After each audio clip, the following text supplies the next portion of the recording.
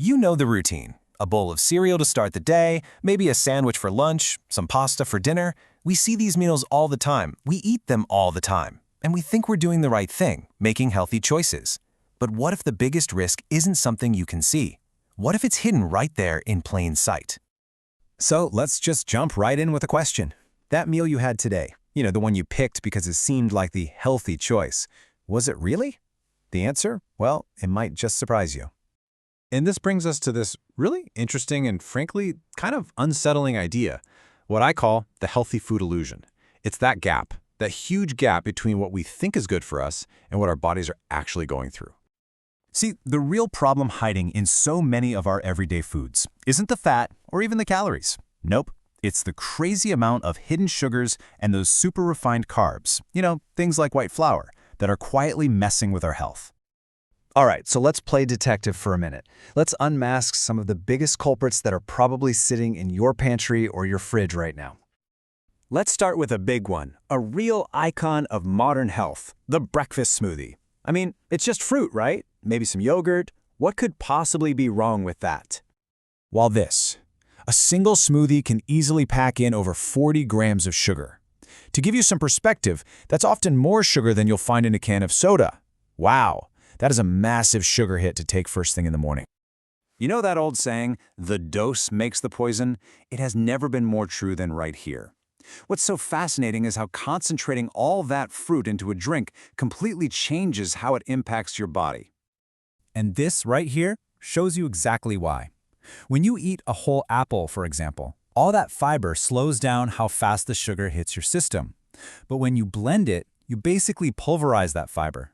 It turns your healthy drink into a super fast sugar delivery system, shooting it straight into your bloodstream. And look, it's not just the smoothie's fault.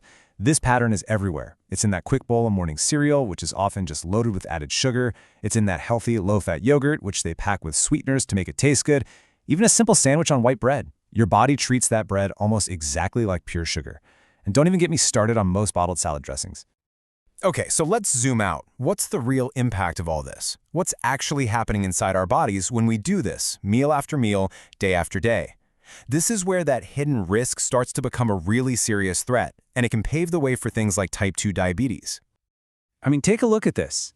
This is what a typical day can do to your blood sugar.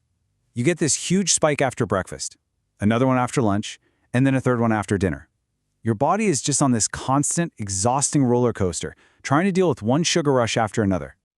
Over time, the system your body has for managing all that sugar, your insulin, it just gets totally overworked. It's like your body's cells get tired of hearing the same alarm bell over and over again, so they start to ignore it.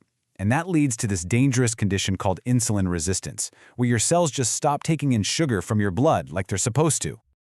So it boils down to this simple but kind of scary cycle. You eat something high in sugar, your body releases insulin to handle it, but your cells are just overwhelmed. They can't take any more in, so they start to resist. And that sugar, it has nowhere else to go, so just stays stuck in your bloodstream. All of this leads to a pretty powerful conclusion. We need to start seeing our plates in a whole new way. It's not just about the food that's on it. It's about the signals, the information that food is sending to our bodies. And this is just a perfect way to visualize that shift. Instead of white toast and jam, how about some whole grain toast with creamy avocado?